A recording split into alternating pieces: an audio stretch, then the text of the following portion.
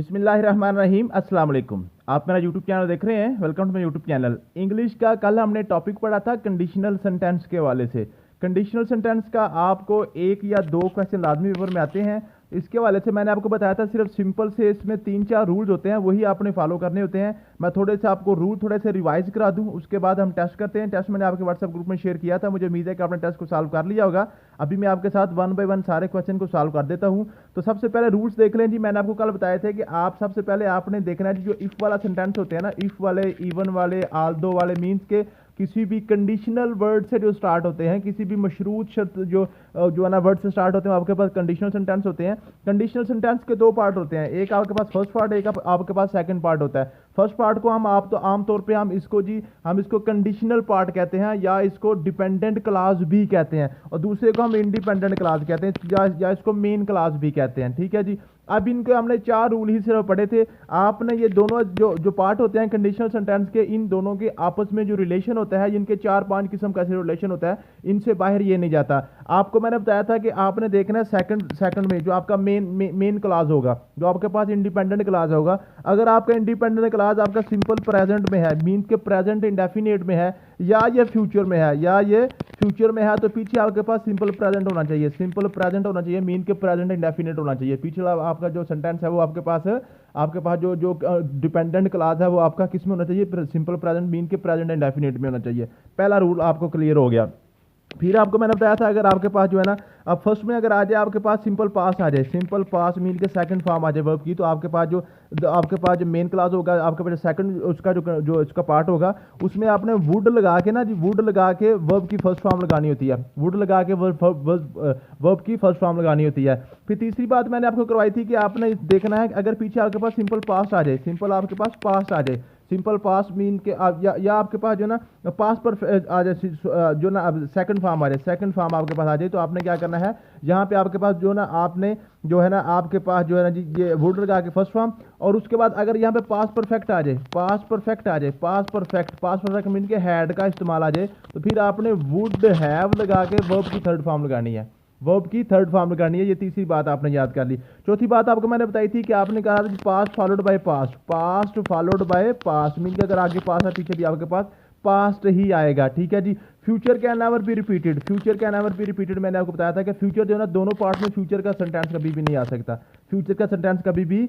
आ सकता, ये 3-4 रूल्स ही थे जो आपने अब अपने माइंड में रखने थे, इनके मुताबिक हम चलेंगे। क्वेश्चन देखते हैं जी। क्वेश्चन क्या है जी, if you dash late again you will be punished. ये विल आ गया, आपने फटाफट देख लेना पीछे आपके पास क्या आना चाहिए, आपके पास प्रेजेंट आना चाहिए, तो प्रेजेंट में फर्स्ट फॉर्म आती है, तो यू के साथ आपने फर्स्ट फॉर्म लगानी है, तो उसके साथ ऐसे ही इसका इजाफा आपने नहीं करना है। ठीक है जी। आपके पास जो ना थर्ड वर्ब अपना ये थर्ड सब्जेक्ट है, थर्ड आपके पास सब्जेक्ट है। ठीक है जी। तो यू के साथ आपने कभी भी आपने एस का इजाफा नहीं करना होता। विल कम भी नहीं आएगा और केम भी नहीं आएगा, कम्स भी नहीं आएगा, बल्कि कम आएगा, कम सिर्फ आपके पास कम आएगा, फर्स्ट फॉर्म आएगी। ठीक है जी। उसके बाद आपके पास है if I dash rich I would travel the world. अब वुड के साथ फर्स्ट फॉर्म लगी हुई है, तो आपके पास पीछे आपके पास क्या आना चाहिए, आपके पास क्या पीछे आना चाहिए जी, तो वुड ट्रैवल। आपको मैंने बताया था वुड के साथ फर्स्ट फॉर्म कब लगाने हैं, अगर आप पीछे आकर सिंपल पास्ट आए, मीन के पीछे आपने अब पास्ट पे जाना, तो आई के साथ आप क्या लगाते हैं, वर लगाते हैं। ठीक है। आई एम नहीं लगाएंगे, बी नहीं लगाएंगे। ठीक है। क्लियर होगी बात। नेक्स्ट आपने क्लियर करना जी, I would have helped if I dash there. अब देखिए इसमें थोड़े से आपकी तरतीब गलत करके आपको पजल करने की कोशिश की है। ये आपका इफ वाला सेंटेंस है, इफ वाला क्लास उसने बाद में लिख दिया और आपका मेन क्लास उसने पहले लिख दिया, तो यहाँ से आपको पजल करने की कोशिश करेगा। तो आपने क्या करना है, सबसे पहले देखना है ये आपके पास फर्स्ट है, ये आपके पास मीन का डिपेंडेंट क्लास है, और ये आपके पास इंडिपेंडेंट क्लास है। वुड हैव के साथ थर्ड फॉर्म लगी हुई है। वुड हैव के साथ थर्ड फॉर्म कब लगती है, जब पीछे आपके पास हैड आता है, जब पीछे आपके पास हैड आता है, ये मैंने आपको बताया था। ठीक है जी। हैड भी आपके पास क्लियर हो जाएगा। नेक्स्ट आपके पास है जी, if it rains we dash stay at home. If it rains, अब देखें ये फर्स्ट फॉर्म है। ठीक है जी। तो नेक्स्ट आपके पास क्या जी, नेक्स्ट आपके पास ये फर्स्ट फॉर्म है, तो नेक्स्ट आपके पास विल भी आ सकता था, और आपके साथ नेक्स्ट आपके पास प्रेजेंट भी आ सकता था, तो विल वाला यहाँ पे ऑप्शन आपका करेक्ट था। नेक्स्ट है जी, if I dash the answer I would tell you. अब देखें वुड टेल, वुड के साथ आपने क्या लिया, फर्स्ट फॉर्म लगाई हुई, तो पीछे आपके पास क्या आना चाहिए, सिंपल पास्ट आना चाहिए, तो न्यू सेकंड फॉर्म आपकी आ गई। ठीक है जी। नेक्स्ट आपके पास है जी, if you had worked harder. अब हैड आ गया ना, हैड आपके पास आ गया तो सिंपल सी बात है, जब हैड आ गया तो समझे आपके पास जो ना नेक्स्ट हमने क्या करना है, वुड हैव पास्ड लगाना है, वुड हैव पास्ड लगाना है। हमें नहीं पता ये क्या आता है, कैसे आता है, क्या कंसेप्ट है, आपने इतनी लंबी चौड़ी बातों में नहीं जाना, 4 बातें आपको बताई हैं, वही 4 बातें आपने माइंड में रखनी है, पीपीएससी और एफपीएससी के हद तक आपका यहीं से क्लियर हो जाएगा, और बाकी आपने इसकी डेप्थ में नहीं जाना। नेक्स्ट है जी, if he dash earlier he would have, देखिए वुड के साथ हैव लग गया, साथ थर्ड फॉर्म आगे, पीछे आपने हैड आपने फटाफट ढूंढ लेना, हैड को आपने पीछे ढूंढ लेना है, ठीक है जी। मुझे उम्मीद है कि आप इसको फटाफट कर लेंगे, आपकी प्रैक्टिस हो चुकी होगी। If I dash you I would apologize, would के साथ फर्स्ट फॉर्म लगाई हुई है तो पीछे आपके पास वार आ जाएगा, वार मीन के आपने सिंपल पास लगाना है। नेक्स्ट है जी, if you would be healthier, would be healthier if you, आप देखें ना ये भी आपके क्या कर रहा है, ये भी तरतीब चेंज कर रहा है, ये इसको पहले लिखना था, ये बाद में लिख गया, और मेन क्लास आपका पहले लिखिया, ठीक है। If you dash more fruit, तो वुड के साथ आपने क्या लगा, फर्स्ट फॉर्म लगाई हुई है तो आप क्या करेंगे, second form, eat ate eaten, तो एट लगाएंगे, एट भी पढ़ते हैं, एट भी पढ़ते हैं। नेक्स्ट है जी, if she dash the meeting she would have known, she would have known, would have known आ गया तो पीछे आराम से आपने हैड को ढूंढ लेना है, आपने क्या करना है, हैड को आपने ढूंढ लेना है, फौरी हैड को आपने ढूंढना है। नेक्स्ट है जी, if they dash faster they could have won, could have won, have could या वुड एक ही बात होती है, कुड हैव वन मीन के हैव के साथ थर्ड फॉर्म लगी है, पीछे आप हैड को फटाफट ढूंढ लें, हैड को पीछे आप ढूंढ लें। नेक्स्ट है जी, if I win the lottery I dash a new car, if I win, देखें आपके पास ये फर्स्ट फॉर्म है, सिंपल प्रेजेंट है, तो सिंपल प्रेजेंट के साथ आगे आपके पास या तो विल आ सकता है या सिंपल प्रेजेंट ही आ सकता है, तो आपके पास ये विल वाला आपके पास आ जाएगा। नेक्स्ट आपके पास आ गया जी, you want succeed unless you dash harder, ठीक है। आप देखें, you want succeed, you want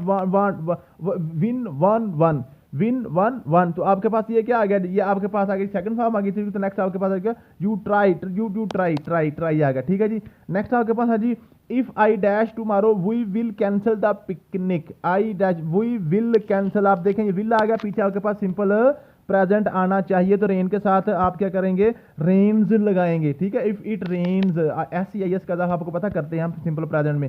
if I dash you were in town I would have visited आ गया, तो पीछे आराम से हैड को ढूंढ लें, हैड को ढूंढ लें। नेक्स्ट है if they dash to the party they will have fun, will have आ गया, इसके मतलब पीछे आपके पास प्रेजेंट सिंपल प्रेजेंट आना चाहिए था, गो आ जाएगा, गो, ठीक है जी। दे के साथ गो आता है, गोज नहीं आता, आपको पता है आप प्लूरल के साथ SCIS का इजाफा आप नहीं करते। If she had more time dash she a hobby, if she had आ गया तो वुड आपके साथ आगे लगाएंगे, ठीक है जी, क्लियर होगी बात। नेक्स्ट आपके पास है जी, if the teacher dash here she would explain the lesson, would explain, तो पीछे आपने सेकंड फॉर्म आपने सिंपल पास्ट को ढूंढ लेना है, बार आ जाएगा। If you dash to bed earlier you would not be so tired, would not be so tired, तो आपके पास वुड आ गया, वुड के साथ फर्स्ट फॉर्म आ गई बी की, तो आपने वेंट ढूंढ लिया, फटाफट सेकंड फॉर्म आपने ढूंढ ली, सिंपल पास आपको आपने सर्च कर लेना है। If he dash harder he would be a better, would के साथ बी, तो आपके पास क्या आ गया जी, would be a better player, तो आपके पास आ गया ये इफ ही प्रैक्टिस आएगा, प्रैक्टिस, ठीक है जी। तो ही के साथ प्रैक्टिस आएगा जी, ये आपके पास ये सिंगुलर आपके पास सब्जेक्ट है। तो मुझे उम्मीद है कि आपको आप ये कंडीशनल सेंटेंस क्लियर हो गए होंगे। थैंक यू सो मच, मिलते हैं नेक्स्ट वीडियो में, अल्लाह हाफिज़।